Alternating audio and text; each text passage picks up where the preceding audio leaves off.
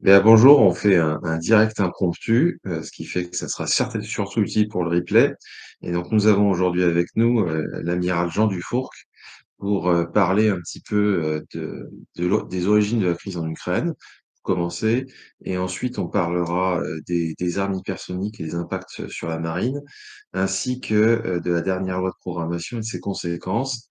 Moi, j'ai cru comprendre que cette loi de programmation nous intégrait encore plus dans l'OTAN et mettait un petit peu fin à la stratégie tous azimuts, mais l'amiral va mieux nous en parler que moi.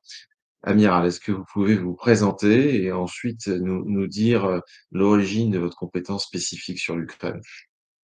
Oui, merci. D'abord, merci de me recevoir. C'est vrai que c'est intéressant aujourd'hui de faire un petit point de situation dans beaucoup de domaines. Moi, je suis un stratégiste. Un stratégiste, c'est quelqu'un qui évalue les rapports de force sans y mettre forcément de la morale, hein. C'est mettant simplement l'accent sur les capacités des uns et des autres à faire imposer leur vue dans le paysage.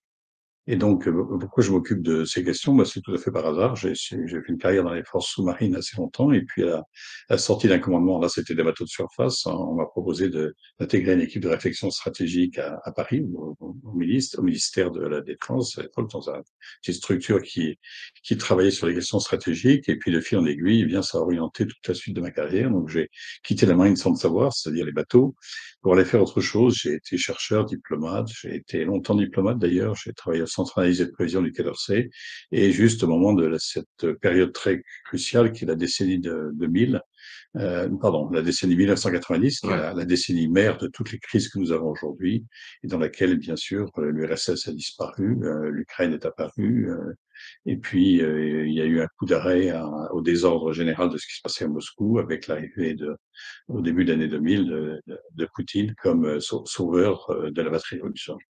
Voilà, donc ce qui m'a conduit vers l'Ukraine, eh bien, c'est encore un peu autre chose parce que j'ai été à la tête d'une équipe de chercheurs à Rome pendant 4 ans, presque 5 ans d'ailleurs. Et au cours de cette période, qui était au début des années 2000, et j'ai été dans la situation de recevoir dans mon équipe de chercheurs des Russes et des Ukrainiens. En recevant des Russes et des Ukrainiens, c'est une période où la Russie était très proche de l'OTAN. Et on parlait même, j'allais dire, d'intégration. La Russie a demandé 4 fois son intégration dans l'OTAN, hein. On l'oublie complètement. Eh bien, je suis allé à Kiev 2 fois ou 3 pour enseigner à l'Académie de défense ukrainienne. Et le paradoxe, c'est qu'à l'époque, cette Académie de défense ukrainienne recevait l'OTAN, mais était protégée par la police, car toute la population était très anti-OTAN. C'est un paradoxe, c'était en 2005 et je suis allé sur place regarder d'un peu plus près comment se passaient les choses. D'ailleurs, dans les élèves que nous avions à l'époque, il y avait l'actuel chef d'état-major ukrainien, celui qui est tellement engagé dans la future ou fameuse ou ex-contre-offensive dont on parle tous les jours. Voilà mon background. Et j'ai eu vraiment beaucoup de contacts, comme j'avais été par ailleurs dans ces années 90 enseignant au MGIMO à Moscou, et j'y suis retourné après dans les années 2000.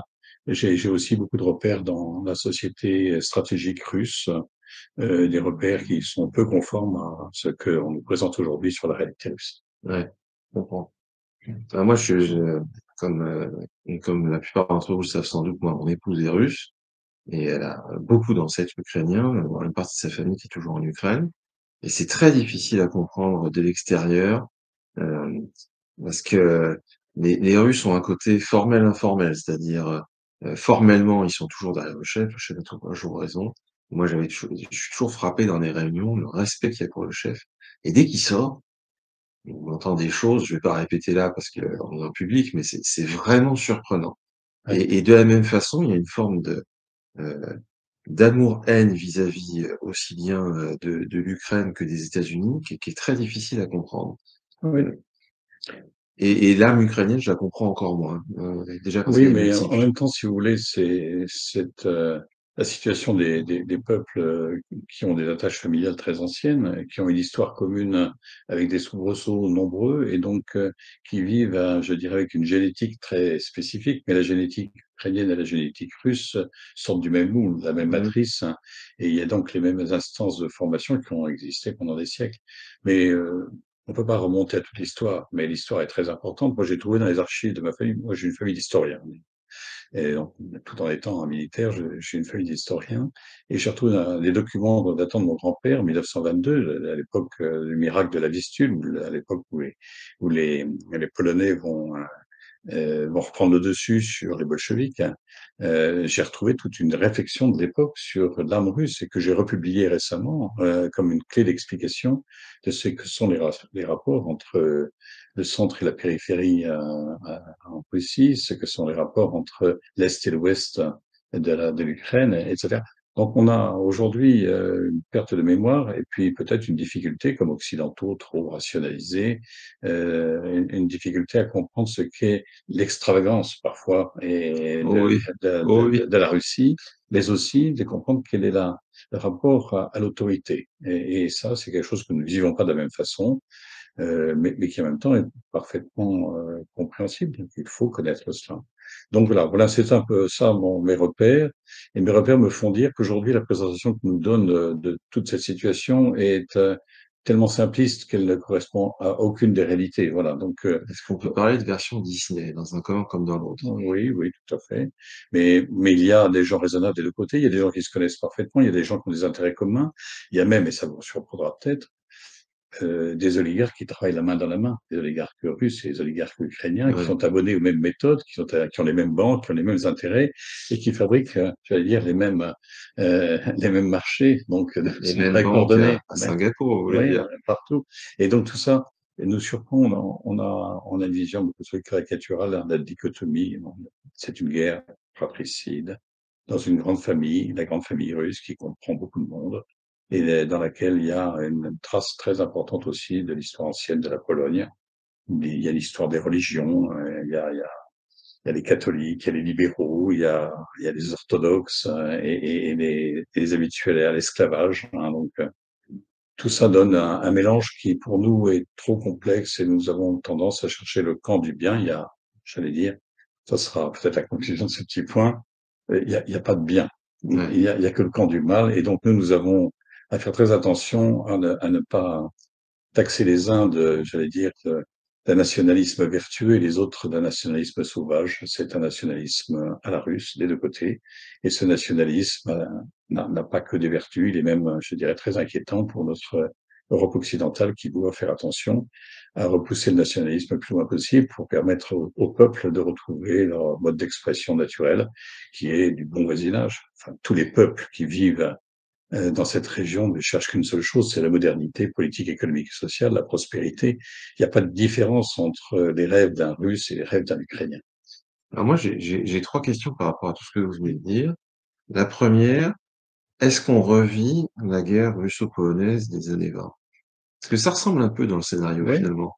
oui, oui, il y a beaucoup de points communs. C'est pour ça que j'ai republié toutes les questions d'époque que la France a bien connues. La France et la Grande-Bretagne étaient les acteurs principaux, d'ailleurs, du soutien des Polonais dans cette région. Oui, on revit cette période-là avec sans doute aujourd'hui, parce qu'il y a le facteur nucléaire qui est entré en jeu, une espèce de dramatisation qui est importante. Et puis, confessons-le, nous avons la tête des États-Unis, un président ancien qui a commis un certain nombre de bévues stratégiques ces dernières années, et à la tête de la Russie, un président qui a une longue expérience et qui ne fait confiance à personne, et entre les deux, une incapacité à comprendre ce que sont les intérêts vitaux de l'autre. Et ça, c'est très grave. Aujourd'hui, l'enclenchement de la guerre s'est fait par incompréhension à Washington de ce que sont les intérêts vitaux de la Russie. Et la Russie a des intérêts vitaux, qu'il appelle existentiels d'ailleurs, et elle a passé son temps à le dire, à tirer la sonnette d'alarme. Mais donc il y a un problème qui est posé par manque d'écoute des uns des autres et de respect. On dit que les puissances nucléaires ne se font pas la guerre. Oui, mais les États-Unis, par manque d'analyse sérieuse de ce qu'est la Russie d'aujourd'hui, ont poussé la Russie je dirais, sur ses retranchements. Et la Russie a beau avoir donné tous les signaux sur les engagements qu'elle avait pris et qu'on avait pris pour elle, eh bien, on ne les a pas respectés. On se souvient que la fin de la guerre froide, c'est Gorbatchev. Gorbatchev, il va discuter avec Reagan à Reykjavik. Ils vont se mettre d'accord pour que ça se termine bien. Mais bien sûr, Gorbatchev pense qu'il faut garder le système et Ouais. simplement le transformer, et Reagan pense qu'il faut le détruire. Et donc, il y a là une sorte de combat difficile, mais ils se comprennent, ils savent tout ça. Et puis, il va y avoir, la clé pour moi, le point de départ de tout, c'est la réunification d'Allemagne, qui va être gagée par la non-avancée vers l'Est de l'OTAN. Et c'est parfaitement écrit, noir sur blanc. Et bon, aujourd'hui, c'est réfuté, bien sûr, mais parce que les traités ne l'ont pas dit. Mais la réalité est que il a été négocié cette réunification d'Allemagne avec comme garantie la non-progression vers l'Est de l'OTAN. Et ça a été dit tout de suite. Ça, c'est ce qu'on appelle le traité 2+4. Et puis après, tout s'est enclenché par un manque de compréhension des uns des autres, manque d'attention, manque de curiosité, manque de réalisme sur ce que sont les uns les autres, qui sont différents, bien sûr. Ouais. 2e question, est-ce qu'on a l'impression, en tout cas le régime de Poutine est largement repassé du côté chinois. Il y a pratiquement plus que des produits chinois en Russie. La production russe est très insuffisante comme toujours sur les biens intermédiaires. Est-ce qu'il est possible, quand toute cette affaire sera terminée, si elle se termine bien, que le mouvement s'inverse? Mais c'est évident. La Russie n'a aucun intérêt, aucun talent pour s'intégrer à la Chine. La Russie est un nain par rapport à la Chine dans beaucoup de domaines. Et C'est la un empire. Russie a évidemment clairement une vocation européenne. Et cette vocation européenne, elle a été contrariée par des puissances extra-européennes, les Britanniques et les Américains, pour des raisons qui leur sont propres, des raisons géostratégiques, et elle n'a pas été suffisamment comprise par les puissances continentales européennes. Donc, deux extra-européens, Londres et Washington, ont poussé pour de multiples raisons à défendre leurs propres intérêts qui font qu'il faut recréer une distinction entre la Russie et l'Ouest. Et tout ça, c'est absurde. Et donc, nous devons faire très attention aujourd'hui à recréer les conditions d'une place de la Russie dans le concert européen qui est son concert naturel.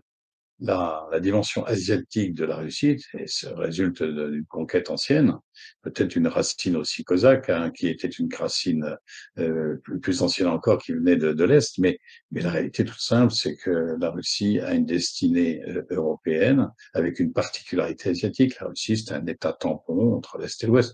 La France l'a toujours pensé, la France l'a toujours compris, et la France a toujours joué cela pour des raisons très géopolitiques. Il faut que au cœur de l'Europe, il y a l'Allemagne. L'Allemagne est un pays qui est un petit peu complexe, parce que c'est un peu comme une boule de billard qui circule dans le sens de l'Europe et qui est contenue par deux puissances, la France et la Russie, de façon historique et géopolitique, pour lui permettre de trouver son point d'équilibre. Et bien sûr, l'idéal eût été que Paris, Berlin et Moscou trouvent un point d'accord. C'est ce qui, bien sûr, était le feu rouge absolu pour les Américains et les Britanniques.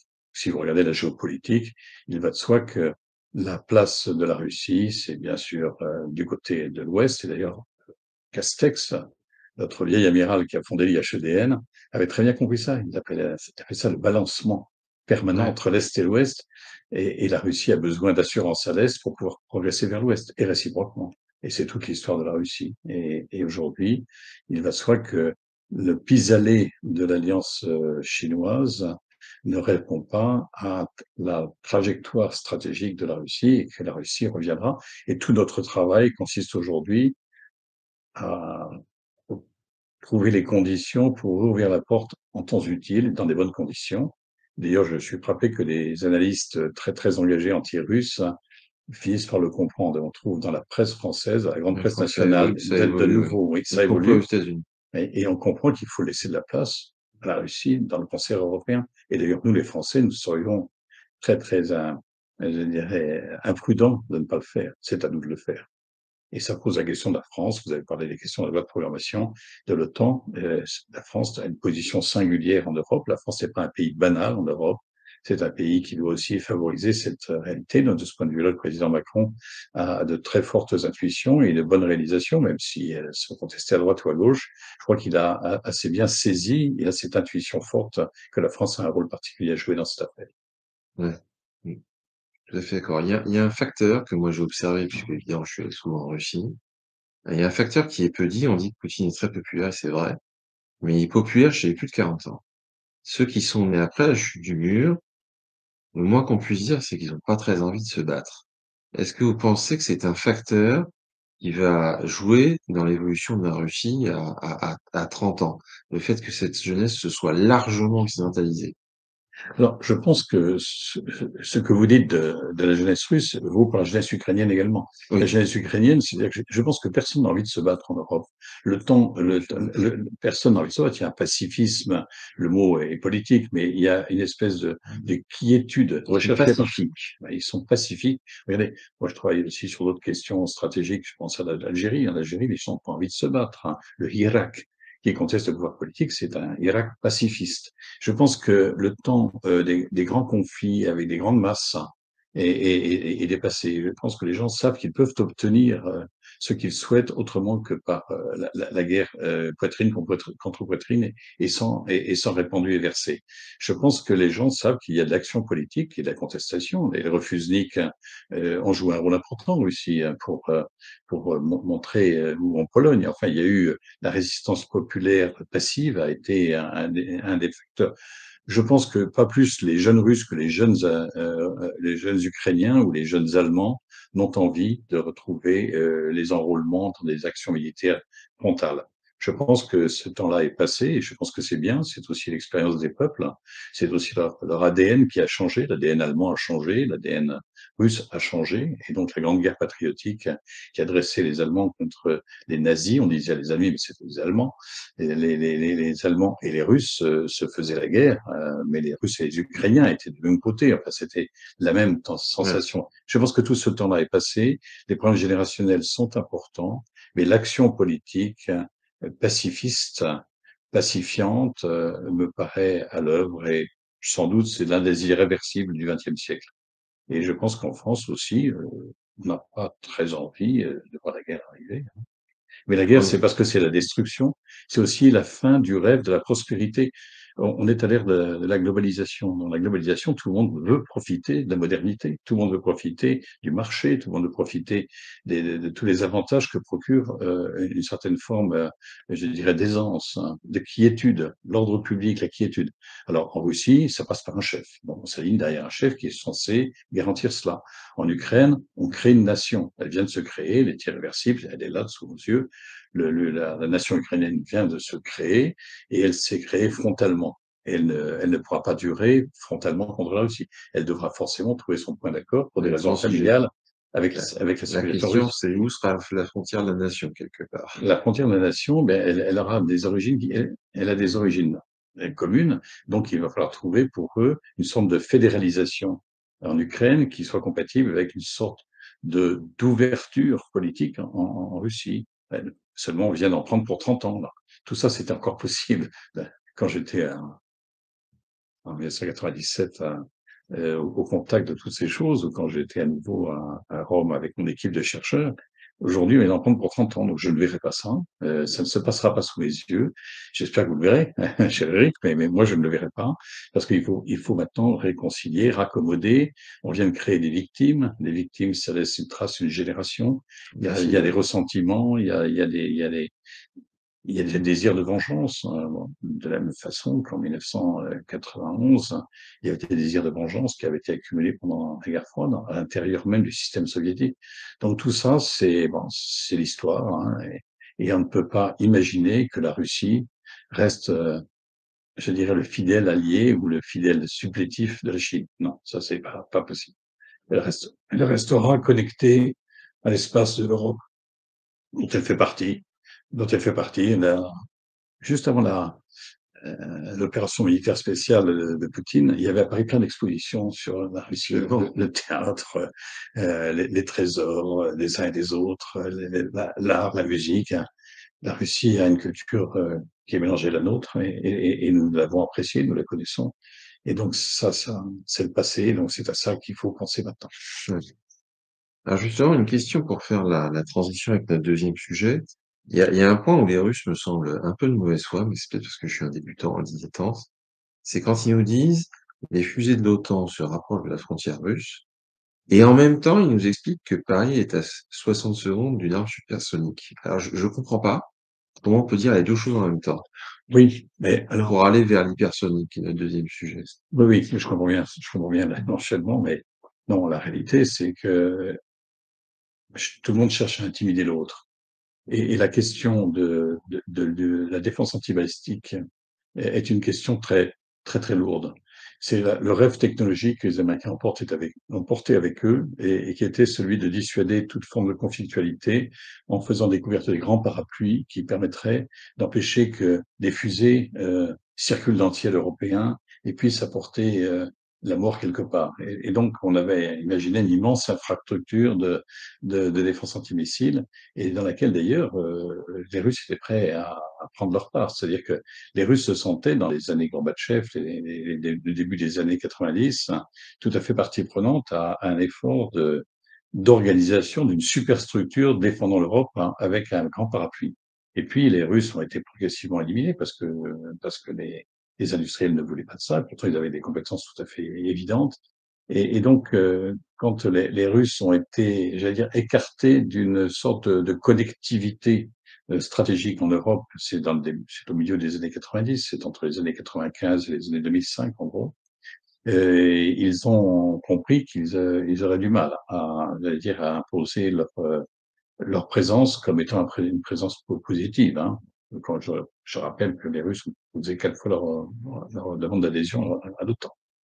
Et donc, ils sont revenus, je dirais, sur la forme de prudence, méfiance. Hein, et ils avaient vu que leurs partenaires ne jouaient pas forcément le jeu. Et donc, ils ont rappelé qu'ils avaient aussi des capacités militaires importantes. Et quand ils parlent de quelques secondes, ça veut dire simplement qu'ils sont membres enfin, qu'ils sont partie prenante du continent européen. Ils nous rappellent simplement qu'ils sont tout à côté et qu'on fait partie du même ensemble géostratégique. On n'est pas dans un ensemble séparé. Et l'idée de recréer un nouveau front, comme on l'a actuellement en Ukraine, est une idée absurde. C'est une idée, je dirais, médiocre par rapport à la vision d'un équilibre nécessaire à la prospérité des peuples. Ouais, d'accord. Et alors, justement, tout à l'heure, je poserai une question un peu tordue, mais aujourd'hui, les parts américains ont, je crois, 14 porte-avions, plus de Oui, 15 maintenant. Nous, on en a un, il y aura peut-être un moment, on en aura deux, au moins transitoirement. Les Anglais ont deux porte-avions, mais c'est des petits. Enfin, il y en a un qui est très c'est petit. pas des porte-avions dans le sens Ils n'ont pas de où catapulte. c'est-à-dire qu'ils ne peuvent pas projeter leur force. Ouais. Ce sont des porte-avions, des plateformes aériennes qui font autour d'elles des bulles de sécurité, mais qui ne sont pas capables de faire le stand-off, c'est-à-dire aller loin et de changer la situation militaire ailleurs. Alors, est-ce qu'on est dans la même situation que dans les années 20, quand Mitchell avait démontré que le cuirassé pouvait être coulé par une toute petite bombe? Et est-ce que ces porte-avions qui sont vitaux à la puissance des États-Unis, en tout Mhm. cas, est-ce qu'ils sont devenus surarmés? Alors, je ne le crois pas du tout. Je pense que les porte-avions continuent à être à la fois des facteurs de puissance, des indicateurs de volonté et des transformateurs d'administration stratégique locale. Un porte-avions ne peut pas non plus être atteint par les armes hypersoniques telles qu'on les décrit, ou telles qu'on les connaît, tout simplement parce qu'un porte-avions, ça bouge tout le temps. Et que les facteurs de charge pour faire manœuvrer les têtes qui sont hypersoniques empêchent j'ai un porte-avions, le Charles de Gaulle, il part de Lille et il arrive à Marseille dans la journée. Voilà, et sans aucune difficulté. Et donc, il change la situation stratégique, celle je dirais, de la mer du Nord pour arriver à celle du bassin méditerranéen. Et donc, c'est un effecteur d'un changement de charge, de changement de situation stratégique. Donc, la mobilité stratégique du porte-avions est l'essentiel de sa qualité. C'est le fait de pouvoir appliquer la force à un endroit tout en bougeant beaucoup. Et donc, les porte-avions américains jouent un rôle, non pas aux États-Unis, bien sûr, ils jouent un rôle en dehors des États-Unis. Oui, bien sûr. Ils sont déployés là où les États-Unis ont des intérêts, mais n'ont pas de base. Et donc, par leur mobilité aussi, ils sont en permanence en train de changer la donne. Autour du Japon, autour de l'Inde, les porte-avions bougent. Il y a un porte-avions américain qui vient de rentrer en Méditerranée, il change la donne par sa simple présence. Et donc, je pense que le fait de faire, alors moi, je suis un peu un théoricien de l'intimidation. Je pense que la dissuasion, c'est une chose, c'est-à-dire empêcher quelqu'un de faire ce qu'on n'a pas envie qu'il fasse. Mais l'intimidation, c'est lui montrer que ça lui coûterait très cher s'il voulait changer la situation par la Ouais. force des armes.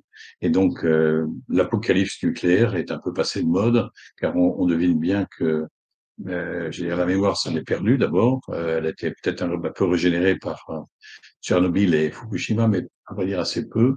Et donc, on a oublié un peu tout ça. On a oublié les grandes guerres, on a oublié Donc l'apocalypse est peut-être moins convaincante et le pouvoir d'inhibition d'armes nucléaires a peut-être un peu changé. Le porte-avions, qui est à la fois capable de porter des armes nucléaires et de délivrer aussi des armes conventionnelles, mais à distance, c'est-à-dire qu'il peut changer la situation à terre.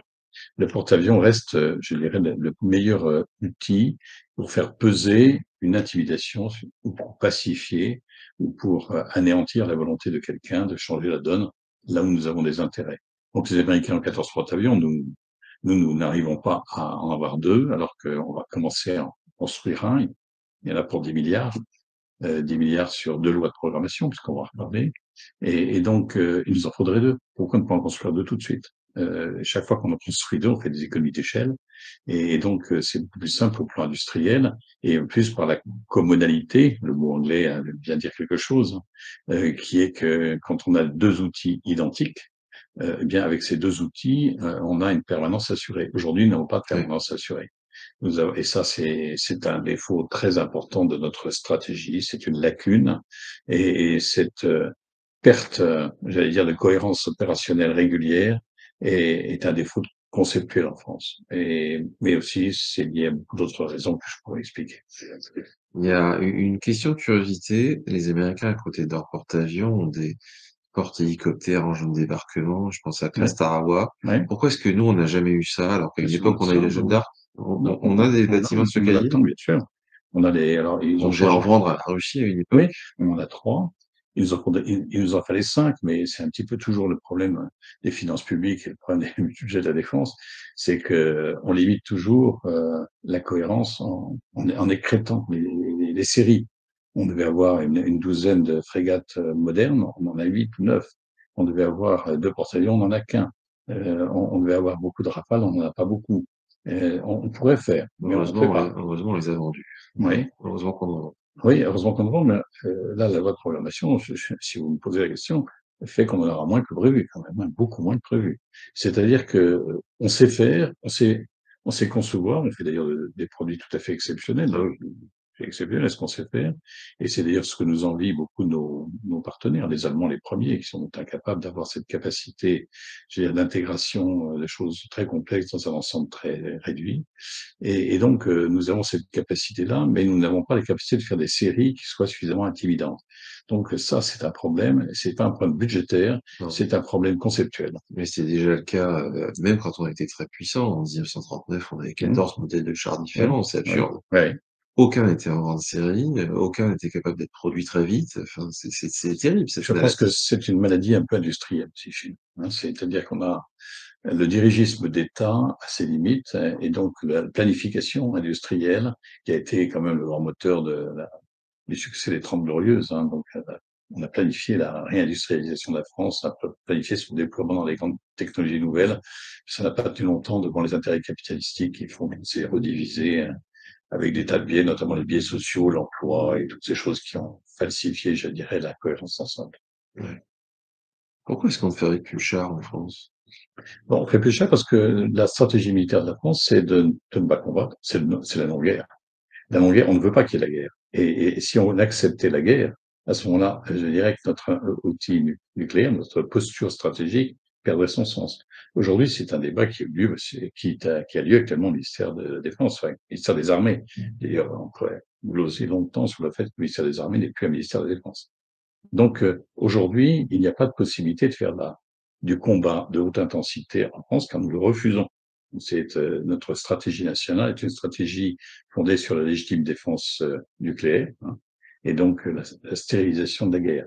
Il n'y a pas de dissuasion conventionnelle. J'étais en débat hier sur ce thème avec quelques des experts que je connais bien, et donc la dissuasion conventionnelle, ça n'existe pas. La capacité d'action militaire est importante, mais elle n'est pas une capacité de combat, elle n'est pas une capacité de guerre, elle est une capacité de réaction et de marquer des coups pour dire là, ça suffit. Voilà. Alors, on a appelé ça dans différentes formules de l'avertissement, du test, ouais. Mais on ne combat pas. On ne combat pas poitrine contre poitrine, on n'enrôle plus les Français dans la guerre. Et d'ailleurs, je pense que c'est un progrès important. Et ça n'explique pas le pacifisme français, ça explique simplement le fait que on pense que ce système-là n'est plus pertinent.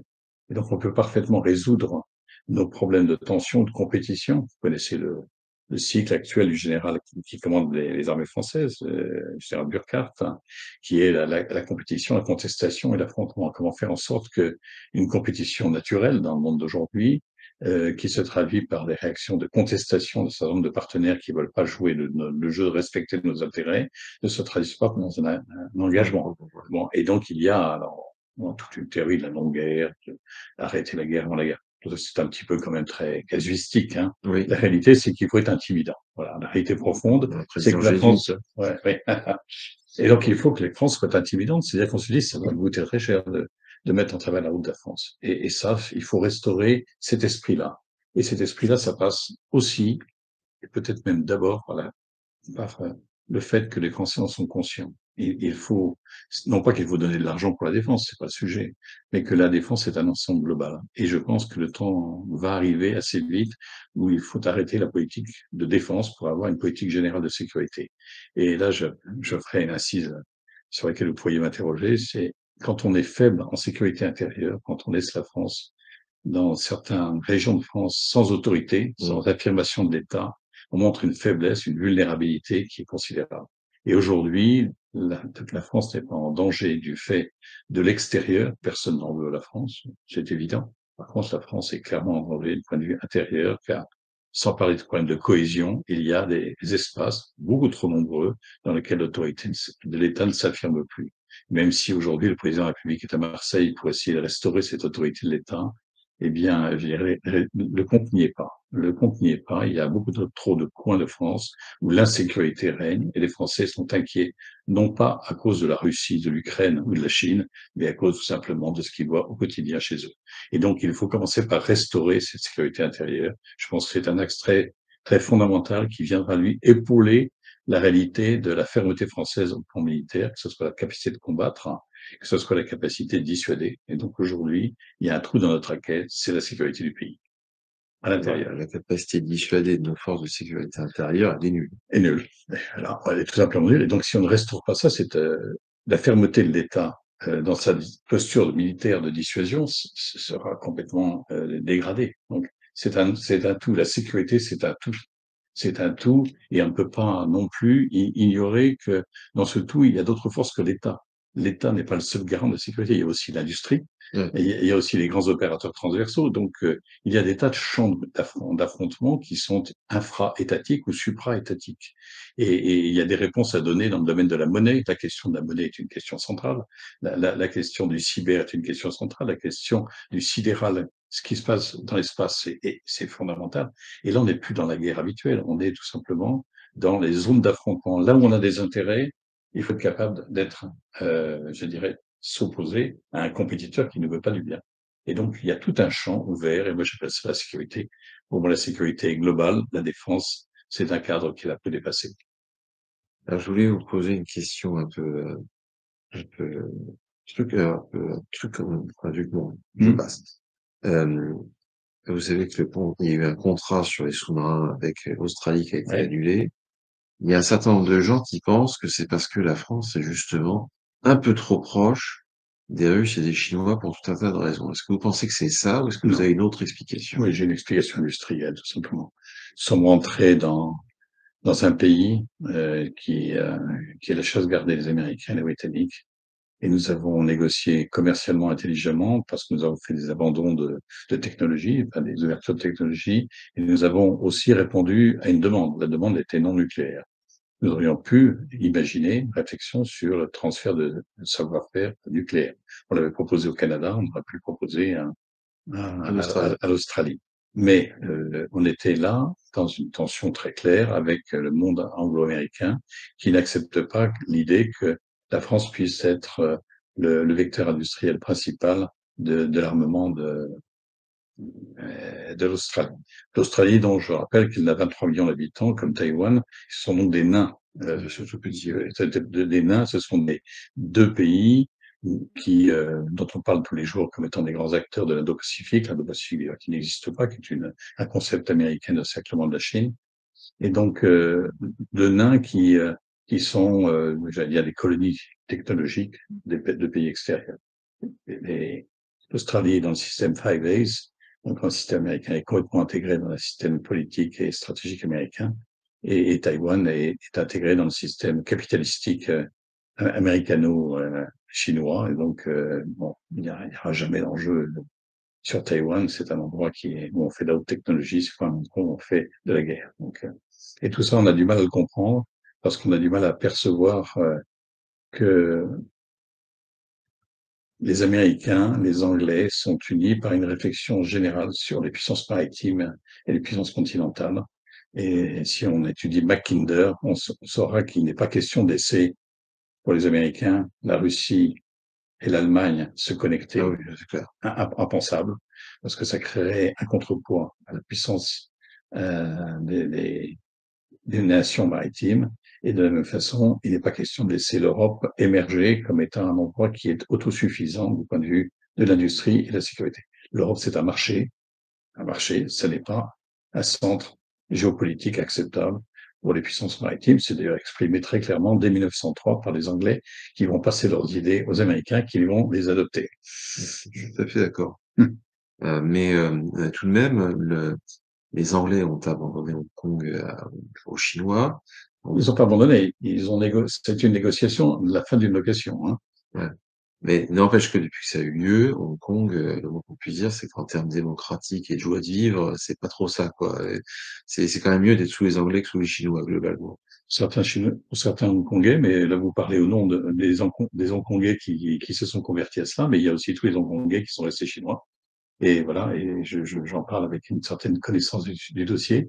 Donc, oui, non, Hong Kong est une partie intégrante de la société chinoise, avec des gens qui ont été convertis au modèle anglais, et puis d'autres qui ne l'ont pas été. Donc, Taïwan est une partie intégrante du monde Taïwan, chinois. c'est encore Et plus compliqué, Taïwan. oui, oui, mais pour des raisons comparables. Et les empires comme l'empire chinois sont des empires avec des noyaux très très importants qui sont culturels, civilisationnels, linguistiques, et puis des périphéries. Et donc la notion de centre et de périphérie qui est dominante en sciences politiques doit être regardée là de façon très différente de ce que nous avons connu dans la mosaïque européenne, dans laquelle nous nous sommes tous occupés les uns les autres. Il n'y a pas un pays d'Europe qui n'a pas été occupé par un de ses voisins. Donc, c'est pas du tout le cas dans d'autres régions du monde. Et donc, la Chine n'a pas envahi Hong Kong, la Chine n'a pas envahi Taïwan. La Chine a une partie de son peuple qui est là et qui a des réactions variées. Et ces réactions variées, nous n'en écoutons qu'une partie et nous ne comprenons que cela. Nous ne voyons pas ce que c'est qu'une périphérie pour un empire qui est immense comme l'empire russe ou l'empire chinois. Est-ce que la Corse est une périphérie pour la France? Pour certains Français, oui. Pour certains Français, oui. Pour certains Italiens également. Pour certains Corses, il y a une revendication je dirais, d'affirmation d'identité. Moi, j'ai des racines basques. Je peux vous dire que je connais assez bien le sujet comme étant originaire d'une minorité en France. Et donc, je sais ce que c'est qu'être une minorité, la périphérie d'un centre. Et en même temps, voilà, nous avons la chance d'avoir une nation qui a quand même plus de 1000 ans d'histoire. Donc, nous n'avons pas besoin de donner des gages. Nous sommes partie intégrante de plusieurs cultures. Nous sommes Oui. multiculturels et nous savons où sont nos intérêts aussi. Et ça, on le sait depuis suffisamment longtemps pour ne pas avoir à revendiquer nécessairement, je dirais, une sorte de détachement d'un centre. Kiev est un centre, hein, mais Kiev aussi a eu un fils à Moscou qui a été habité par d'autres personnes, des C'est un peu Mongols, comme l'Angleterre et les États-Unis, bien finalement. sûr. Et donc, acceptons la diversité. La diversité en matière stratégique est une richesse du monde. Et donc, unifier le monde, comme la globalisation a voulu le faire, c'est lui faire perdre, je dirais, tout le relief de ses savoirs et de ses Oui, connaissances. Et ça donc, diminue la résilience aussi. et voilà. Acceptons qu'il puisse y avoir des projets compatibles et qui sont différents. Acceptons que la démocratie n'est pas le seul chemin vers la vertu et acceptons que la démocratie est très imparfaite et qu'elle a des visages extrêmement différents dans les différentes parties du monde, sous le même mot. Et puis acceptons que le pays qui est l'origine de la démocratie, qui peut être l'Angleterre ou peut-être les États-Unis, sont eux mêmes en grande difficulté démocratique. Voilà. Et regardons ça Oui, avec un c'est œil. moins qu'on puisse dire, ouais. Ouais. Et je pense que les États-Unis, qui, rappelons-le, ont eu une guerre civile là, qui a fait 800 000 morts en 4 ans, ne sont plus vertueux que la Russie et l'Ukraine connaissent une guerre civile qui a sans doute fait déjà 200 000 morts. Il n'y a qu'à voir l'origine de tous les candidats républicains à la primaire. Tu Oui, vois? oui, tout à fait. Donc nous avons un problème de recul, de culture, de rationalité.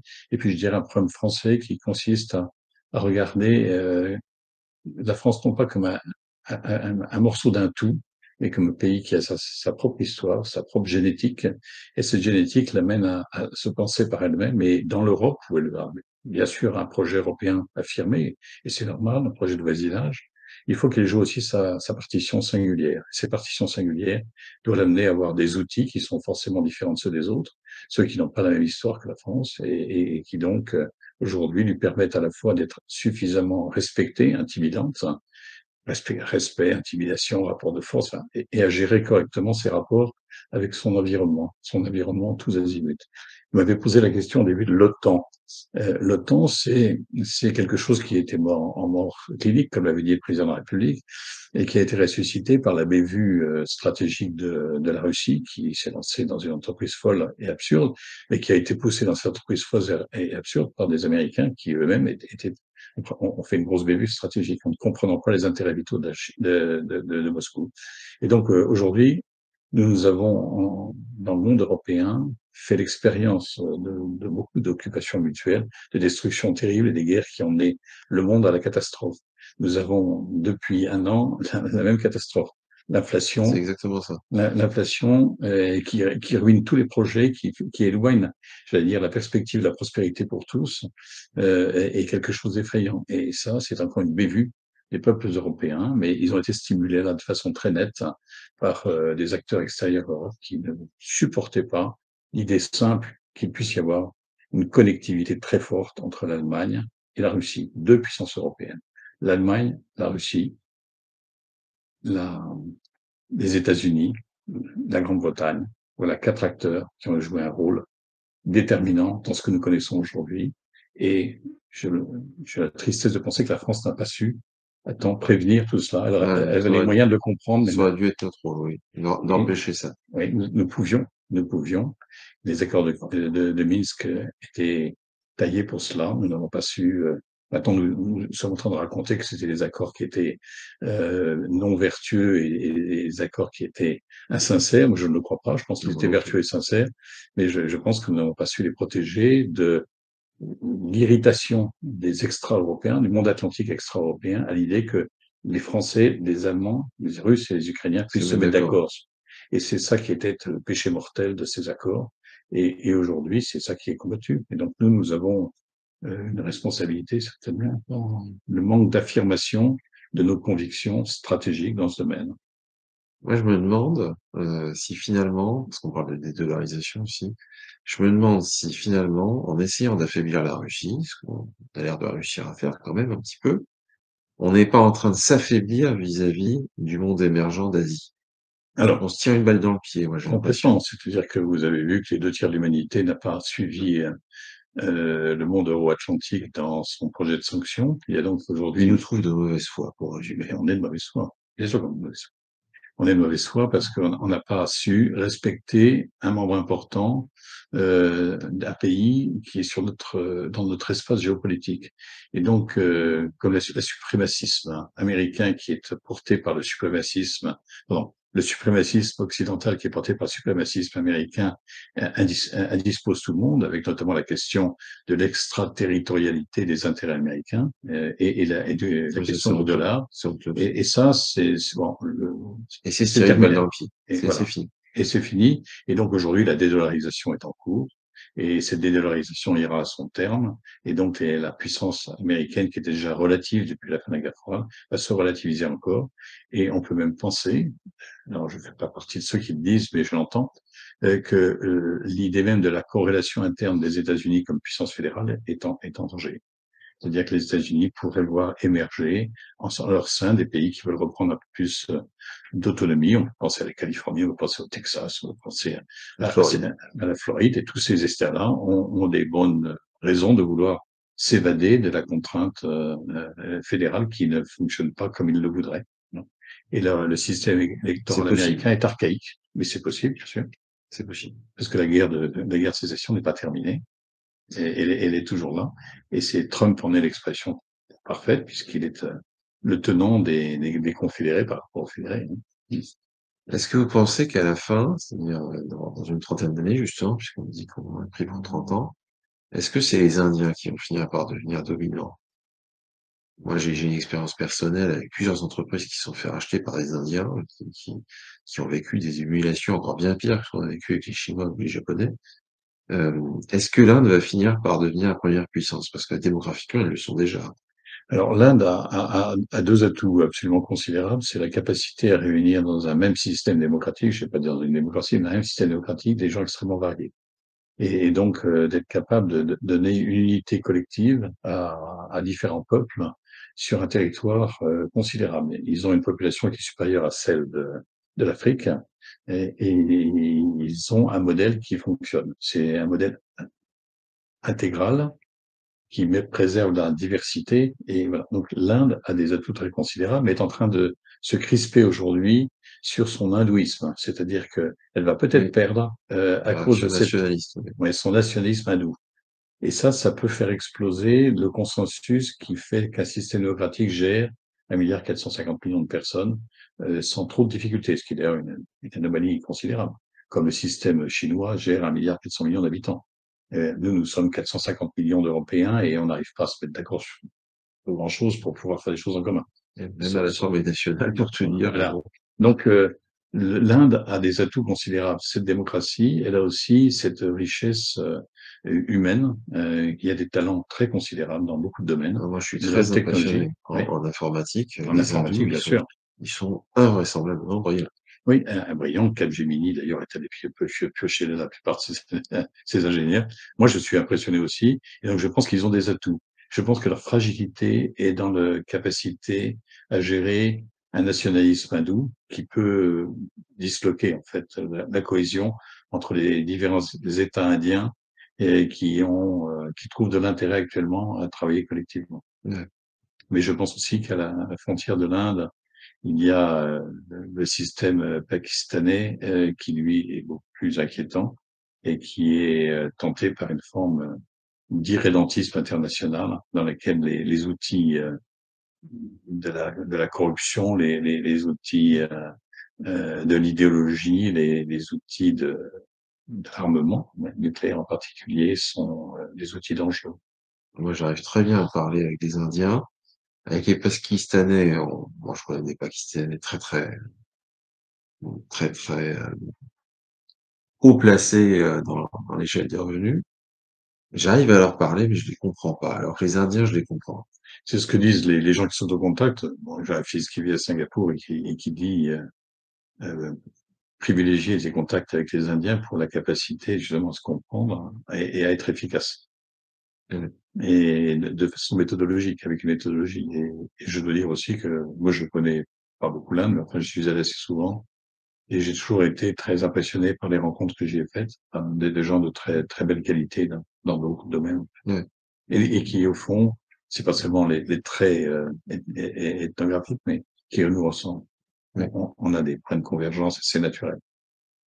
Et je vais poser une dernière question géopolitique. Moi, quand j'étais un peu plus jeune, on m'avait donné une théorie économique à laquelle au départ je croyais pas, et qui disait qu'il y aurait une crise aux États-Unis vers 2008-2010 parce qu'il y avait une inversion de la population active. C'est-à-dire, elle cessait de monter et la population inactive se mettait à monter et ça créait une crise qui mettait les choses par terre. Et ceux qui étaient à l'origine de cette théorie disaient c'est ce qui s'est passé en URSS dans les années 80, au Japon dans les années 90, ça va se passer aux États-Unis dans les années 2000, ça a eu lieu, et ça va arriver à la Chine dans les années 2020. Qu'est-ce qui risque de se passer en Chine? Est-ce que vous êtes d'accord avec cette théorie et qu'est-ce qui risque de se passer en Chine? Alors, en Chine, d'abord, c'est le seul espace géostratégique, géoculturel différent de tout le reste de l'humanité. C'est un espace, j'allais dire, déconnecté parce qu'il a sa propre histoire. Et si vous connaissez l'histoire de la Chine, le Tiansha, tous sous le même ciel, il y a Oui, cette espèce d'idée générale que tous les Chinois qui sont des mêmes rameaux humains vivent la même histoire et donc ont appris à réfléchir à l'harmonie. L'harmonie, c'est-à-dire l'imposition aux autres de sa force et de sa puissance par sa seule existence. Et donc, nous travaillons, enfin moi dans mon équipe de recherche, je travaille beaucoup sur la question de la compétition entre l'harmonie et l'hégémonisme. L'hégémonisme qui est confrontationnel et l'harmonie qui est coopérative. Et donc, nous ne savons pas comment la société chinoise va garder le principe de l'harmonie. Ce principe de l'harmonie qui est lié à des racines culturelles, hein, aux différents espaces dans lesquels, je dirais, l'individu compte moins que le groupe et l'individu s'efface toujours derrière le groupe, hein, et il doit procurer au groupe, j'allais dire, son point d'équilibre. Est-ce que ça va durer? Est-ce que, au fond, la société chinoise, qui est très attirée par le commerce, par la modernité, et qui est une société qui est très imprégnée des valeurs occidentales euh, modernes, euh, est-ce qu'elle va abandonner je dirais, son principe d'harmonie ou pas? Moi, je ne le sais pas. Je pense que c'est une question. J'ai créé un petit club qui s'appelait le Cercle des deux harmonies, l'harmonie à l'occidentale et l'harmonie à la chinoise, pour essayer de comparer leurs effets. Et on ne sait pas conclure. La seule chose que l'on peut voir, c'est que il y a quand même une espèce d'inertie sociale chinoise qui fait qu'on peut très bien être un excellent technologue du monde moderne et américanisé et en même temps se soumettre à la règle du club. Le, le président de Huawei il nous l'a montré il n'y a pas très longtemps. Donc, on sait Ouais. s'effacer. Jack Ma est aussi resté, je dirais, un peu à la marge, hein. Il s'est conformé. Et donc, je ne sais pas comment ça a évolué, personne ne le sait à mon avis, les Chinois non plus, mais ils travaillent beaucoup à maintenir je dirais, cette nécessité de l'harmonie. Et ils ont adopté avec le régime du zéro Covid une position relativement absurde. Ils ont su aussi, avec pragmatisme, changer. Et donc, il y a à la direction de la Chine depuis longtemps des gens qui sont très pragmatiques, qui sont beaucoup moins idéologues qu'on le pense. Et je pense, par exemple, la question de Taïwan telle qu'on nous la présente aujourd'hui est absurde. Je pense que, bien sûr, ils sont tous en train de travailler à la préservation de l'outil, des puces, des chips, hein. Également. C'est la seule chose qui compte pour les Chinois, comme pour les Ah Américains, oui. et tout le reste n'a aucune importance. Et donc, ils sont en train de trouver les outils capitalistiques pour garder les équilibres et ne pas sombrer dans l'hégémonisme, et au contraire garder l'harmonie. Donc, je pense que les Américains sont conscients de cela aussi. Il y a des Américains qui sont si fines, hein, et qui comprennent bien que c'est absurde de faire autre chose que de la coopération avec la Chine. Mais je ne sais pas. De toute façon, je vois pas la Chine prendre Taïwan pour l'instant. Ouais, donc, Dans 15 ans peut-être, mais aujourd'hui, clairement mais pas. Taïwan, non, mais la Chine fait son travail habituel, est en train de doper les partis rattachistes, et c'est comme ça que ça va se terminer. Voilà, de même qu'en Elle est Ukraine. mangée par le giron. Mais, oui, mais tout ça, je dirais, c'est partie de l'ADN des peuples. De même qu'il n'est pas très certain que la ligne de front actuelle entre la Russie et l'Ukraine est une ligne de démarcation qui va se proroger. La contre-offensive ukrainienne ne se déroulera pas. Il reste peu de temps avant les respectives d'automne. Donc, s'ils n'ont pas aujourd'hui, fin juin, trouvé le point d'entrée, ils ne le trouveront pas. Et d'ailleurs, ils ne le chercheront même plus. Ils sont en train de travailler autrement. Ouais, sans aviation, je vois pas comment ils peuvent percer le front, de toute façon. Oui. Enfin, Donc, il y vous a quand voyez, même des basiques militaires. oui, basique militaire et puis aussi le sens de l'économie des moyens, quand même. Est-ce qu'on n'est pas déjà passé dans un autre monde? Moi, je crois. Moi, je crois, mais évidemment, on prend à contre-pied tous les faiseurs d'opinion et tous les voyeurs de la guerre, parce que il y a du voyeurisme actuellement en Occident sur la guerre, un voyeurisme Moi, effrayant. je me souviens, au début du Covid, Jean-Marc Jancovici, avec qui j'ai fait une conférence, moi, je suis pas toujours d'accord avec lui, c'est mon de le C'est dire, intéressant ce qu'il dit. mais Jean-Marc Jancovici avait dit, vous allez voir, on va faire un plan de relance. Ça marchera pas. Ensuite, on va faire la guerre. On la fera comme des fous pendant 6 mois, après on va s'arrêter parce qu'on aura plus de munitions. Et après, on va se rendre compte qu'on va changer le monde. Et ben, j'ai l'impression que c'est exactement ce qui se Ouais. passe. On a changé le monde, maintenant tout le monde le sait. Il y a encore 6 mois, on ne le savait pas. Et donc, maintenant, on n'a pas encore fait l'inventaire de ce nouveau monde, parce qu'il n'est pas stabilisé. C'est pour ça qu'on n'a pas parlé de la LPM, mais faire une LPM aujourd'hui, alors que le monde est en train de changer, qu'on ne sait pas quel il sera Vas-y. demain, Il nous c'est... reste 5 minutes pour ah, parler de la loi de non, programmation. mais vous voyez, moi, j'avais beaucoup proposé qu'on prenne du temps, c'est-à-dire on avait une loi de programmation qui allait jusqu'en 2025, et donc, au lieu de relancer une loi de programmation qui supprimait les 2 dernières années jusqu'à l'année 2030, arrêtons-nous. Voilà, à la fin de la guerre froide, je commençais à travailler dans les affaires stratégiques. J'avais été effrayé par le fait qu'on n'a pas fait de loi de transition loi de programmation de transition, maintenant la guerre froide, en sachant que le cadre stratégique Ouais. avait changé, et on continuait tous les programmes comme si rien ne s'était passé. C'était absurde. Ouais, ils Et avaient moi, juste allongé. ouais, et je pense qu'on avait étalé pour avoir un peu de gras financier. Mais non, quand le monde change, on prend le temps de la réflexion. On prend le temps de la réflexion, on regarde comment le cadre nouveau s'installe. On a voulu absolument, dès l'année dernière, lancer notre aptitude au combat de haute intensité. Mais le combat d'intensité, ça n'a peut-être aucun avenir, en tout cas dans le territoire européen. Et donc, on s'est focalisé sur tout cela, et on est vu dans une guerre de 100 ans. On est rentré dans une guerre de 100 ans, on est rentré dans une transition stratégique du monde. Et cette transition stratégique du monde nous demande des outils militaires que nous ne connaissons pas encore. La dronisation, c'est évident. La dronisation, parce que on tient le facteur humain compte. Et puis la technologie le permet. Mais la dronisation, c'est un outil, c'est une tendance, hein. L'attaque en essaim, les essaims, tout ça, on comprend très bien. Mais en même temps, a-t-on besoin de tous ces outils? Faut-il recréer un corps blindé mécanisé? Je ne sais pas, mais ne Sachant nous qu'en plus, déclenchons. pour retrouver notre première armée de 1988, on aura pour 15 ans. Et puis, si une première armée dans 15 ans, elle sera complètement décalée. C'est-à-dire qu'elle n'aura plus aucun sens, parce que c'est l'avenir du monde, et c'est là qu'il faut faire des hypothèses stratégiques, et pour en suivre les évolutions. Est-ce qu'on va vers la nécessité d'une première armée dans 15 ans? Non, monsieur, évidemment non. Pour l'instant, on ne peut pas le dire. Peut-être qu'on pourra le dire dans 2 ans. Mais surtout, j'avais dit, pour vous proposer, ne faisons pas de votre programmation. Mais le président de la République, après le salon de gros atelier en 2022, se lance dans, on va faire une loi de programmation. Il annonce ça le 14 juillet, donc il y a un an pile.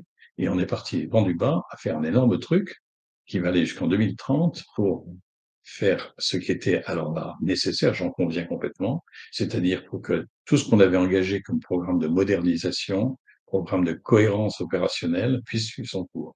Il fallait redonner un cadre budgétaire à des programmes en cours. Ça, c'était normal. Ça, mais ça, c'est pas une loi de programmation. Je dirais, il fallait allonger un peu la précédente loi sur les espaces qui étaient les plus nécessaires à la cohérence industrielle, et puis attendre, surtout attendre. Et aujourd'hui, on n'a pas attendu. Donc, on est parti comme si on savait ce que serait le monde en 2030. Moi, je ne sais pas ce que sera le monde en 2030. Et Est-ce que vous aujourd'hui, êtes d'accord avec ceux qui critiquent le fait que cette loi de programmation serve en gros à intégrer ce qui nous reste de corps de bataille et à un dispositif OTAN? non, absolument pas. Je pense que la position stratégique de la France n'est pas de faire la guerre. C'est même un C'est choix ce qu'on a dit tout à particulier. l'heure. Ouais. Et voilà, la France ne fait pas la guerre, elle ne doit pas fournir des forces, un système de force de l'OTAN. Le système de force de l'OTAN est d'ailleurs extrêmement léger, il n'y a pas grand-chose, puisque les armées des différents pays sont faibles, elles n'ont pas été développées. Et l'OTAN, c'est Sauf la d'ailleurs, Finlande et la Pologne, quand même. oui, mais la Finlande et la Pologne ont deux modèles qui leur sont propres, historiquement et conjoncturellement. Mais non, je pense que l'OTAN, moi j'ai beaucoup travaillé dans l'OTAN, je crois 6 ou 7 ans dans l'OTAN. L'OTAN, c'est un endroit où on fait de la planification opérationnelle. La planification de défense, c'est-à-dire la programmation des forces, quelque chose qui a toujours été récusé par les uns et par les autres, hein. Car c'est je dirais, le leadership industriel américain sur les armées et beaucoup de pays qui ont, la Suède par exemple, a sa propre industrie de défense, pas du tout l'intention de passer sous un régime américain, même s'il y a des coopérations. Les coopérations industrielles, c'est autre chose que les lois de Il programmation. faut être interopérable, quand même. Oui, l'interopérabilité, mais les garanties dans tous les cas. Les garanties déjà par le bon sens industriel. Sans l'OTAN, on aurait aussi l'interopérabilité. L'OTAN a été le lieu où elle s'est structurée, mais elle existait déjà. Donc on n'est pas dans une compétition sur l'interopérabilité. Ça va agir ensemble si on veut vendre, tout simplement. C'est du commerce, hein, voilà. Donc je pense que aujourd'hui, pas de corps de bataille en France, ça n'a pas de sens, parce que ça veut dire acceptation de la guerre. Par contre, il est certain qu'il faut que nous soyons très connectables à nos voisins. Mais nous le sommes déjà. Oui, Ce qu'on appelle la défense européenne, qui bien sûr est une fiction absolue, c'est aussi des relations très étroites que nous avons au plan des hommes. Nous nous connaissons très bien. Les militaires d'Europe se connaissent tous très bien. Moi, je travaille dans l'Union européenne pendant longtemps. Et donc, on se connaît bien. On est des frères d'armes, hein. On est des frères de concept. On a des dimensions comparables. On est dans la même mosaïque européenne de peuples qui ne sont pas tous très importants et qui tous ont une belle histoire militaire. Et donc, on sait se parler. Donc, je crois que corps de bataille, non. Voisinage, certainement. action ensemble, certainement si c'est possible, mais nous avons peut-être à nous distribuer les rôles. Nous avons, moi j'insiste beaucoup, la France est un pays qui doit avoir une posture militaire singulière. Sinon, c'est pas la peine d'avoir une dissuasion nucléaire, c'est pas la peine d'avoir fait cette mise à l'écart du combat que nous avons faite depuis les années, la fin de la quatrième République, hein, après l'expédition de Suez, on a compris qu'il fallait qu'on soit autonome. Plus jamais 1939, mais pas d'alignement non plus. Donc on est alliés mais pas alignés et on doit pourvoir nous-mêmes à nos propres besoins militaires. Et donc l'OTAN n'est pas un outil dans lequel ça se passe, ça se fait directement, nous, avec nos propres voisins, dans un dialogue stratégique que nous entretenons depuis longtemps. Moi, j'ai beaucoup travaillé, par exemple, les Anglais et les Allemands. Ceux qui leur ressemblent le plus sont les Anglais, ceux avec lesquels on a le plus besoin de travailler, c'est les Allemands. Bon, ben, on a des postures bilatérales. Alors, le multibilatéral, c'est le système d'aujourd'hui. Les Indiens le pratiquent d'ailleurs partout. Ils sont copains de tout le monde, et ils font leur business. Et nous le faisons en soyant intellectuellement, stratégiquement, proches de tous nos voisins, parce qu'on a des intérêts communs, parce que la géographie nous y oblige, tout simplement. Et dans ce domaine-là, n'oublions pas, ça c'est un message que je veux pas, parce qu'on est à la fin, n'oublions absolument pas que nous avons des voisins qui sont en grande difficulté, c'est le Maghreb. Et si nous n'intervenons pas dans, je dirais, pacifier le Maghreb pour le réunir, le rassembler et l'arrimer à notre propre histoire, ils font partie de notre histoire, ils ont des intérêts communs avec nous, ils sont en grande difficulté, ils sont en train tous, j'allais dire, de se diviser et de s'opposer. Et donc, nous avons là un seuil qui a été dépassé d'instabilité et il faut, d'une manière ou d'une autre, nous trouvions le moyen de rassurer ces trois pays du Maghreb central et de les raccorder à notre histoire stratégique. On en est très loin et la voie qui a été prise ces dernières années n'est pas la bonne. Mais je pense que nous avons rattrapé ça. C'est pour moi un facteur qui est bien plus important que le facteur ukrainien. Je suis Parce que d'accord. nous avons une population française qui est concernée directement par ça. Et cette population, il faut aussi la rassurer, l'apaiser et la réintégrer, j'allais dire, dans le débat national à sa juste place. Parce que moi, le pays qui m'inquiète le plus, c'est l'Algérie. Je pense que si Et ça bouge l'Algérie, bien quelque sûr, part, ça sera là. connaît un moment très difficile de son histoire, dans lequel il ne lui reste plus pour affirmer sa cohésion que à utiliser le vecteur de l'anticolonialisme pour essayer de rassembler son peuple. Nous sommes inquiets pour l'Algérie, nous sommes inquiets pour son avenir, nous sommes inquiets surtout pour le peuple algérien, qui n'a pas l'espace, j'allais dire l'expression de son envie de paix, de son envie de prospérité, son envie de modernité, parce qu'il est contraint. Moi, j'étais stupéfait. J'ai regardé tout à fait par hasard une statistique. L'année dernière, en Algérie, il y a né 1 100 000 personnes et il y a eu que 180 000 décès. C'est des stats invraisemblables. Il va forcément se passer quelque chose, vu que le pétrole, la production de pétrole, ça fait 10 ans qu'elle baisse. Ouais. Le gaz, c'est presque pareil. Il y a un moment, il va y avoir un problème. C'est Alors là, évident. aujourd'hui, ils viennent d'avoir un ballon d'oxygène énorme avec l'évolution du marché du gaz et du pétrole. Et donc, C'est transitoire. c'est transitoire. Mais ça leur donne un ballon d'oxygène. Et ils ont d'ailleurs utilisé ce ballon d'oxygène pour immédiatement acheter de la paix sociale dans tous les endroits qui étaient les plus effervescents. Enfin bon, c'est du replâtrage, ça ne durera pas. J'ai entendu un souverainiste québécois qui disait une chose affreuse. Il dit, on me dit qu'au Québec, il va y avoir beaucoup, beaucoup de chômage et une grosse crise économique. Je vais vous dire, je préfère être au chômage au Québec que mort de faim en Algérie. Ouais. Et moi, j'ai peur de ça. Oui, alors c'est un autre sujet, si vous voulez, on pourra intervenir. Moi, je suis algérien très très depuis longtemps, un pays que je connais bien, ou plutôt que j'ai bien connu dans la relation stratégique. J'ai connu beaucoup de chercheurs algériens, et moi aussi je suis très inquiet. Et je pense que nous avons à changer l'angle de vue qui est celui de la France aujourd'hui, et donc à nous projeter dans l'avenir, à offrir à toute la jeunesse algérienne, j'allais dire, un horizon d'espoir, non pas d'intégration, mais de connectivité forte avec les pays du nord du bassin méditerranéen, qui me connaissent très bien. Et les Algériens, bien sûr, sont à Hong Kong ou à Montréal, mais ils sont surtout en Allemagne, en France, en Italie, et c'est là qu'est une partie de leur famille, une partie de leur histoire, et c'est ça que nous devons non pas raccommoder, c'est ça que nous devons reconnecter. Ouais. On n'a pas à raccommoder le passé. Le passé, c'est le passé. On n'a pas. Ouais, je pense que ça fait un certain temps quand même. Oui, mais ça fait 60 ans qu'ils sont indépendants, quoi. Donc, voilà. De même que les Ukrainiens ont eu 30 ans d'indépendance, ils n'ont pas réussi à se mettre d'accord entre les Ukrainiens de l'Ouest et les Ukrainiens de l'Est. Ils ont eu 30 ans pour dire qu'ils sont capables de devenir une nation. Ils n'ont pas fait. Donc, je dirais, il est normal qu'aujourd'hui, il y ait une tension entre les partis du Donbass et les partis de l'Ouest, qui n'ont pas réussi à se mettre d'accord pendant 30 ans. Ouais, évidemment. Et donc, l'Ukraine, dans son format actuel, n'est pas viable par les peuples qui y vivent. Donc, il faut trouver autre chose. Et la ligne de front va le permettre, à mon avis. Et donc, l'intégration d'une partie du territoire ukrainien dans la mère patrie, dans la Rodina russe, est irréversible, me semble-t-il, à cause justement de ces 30 ans qui n'ont pas permis de dégager une voie commune entre les différentes parties et des points de sensibilité ukrainienne. On est arrivé au bout de notre temps qu'on s'était accordé.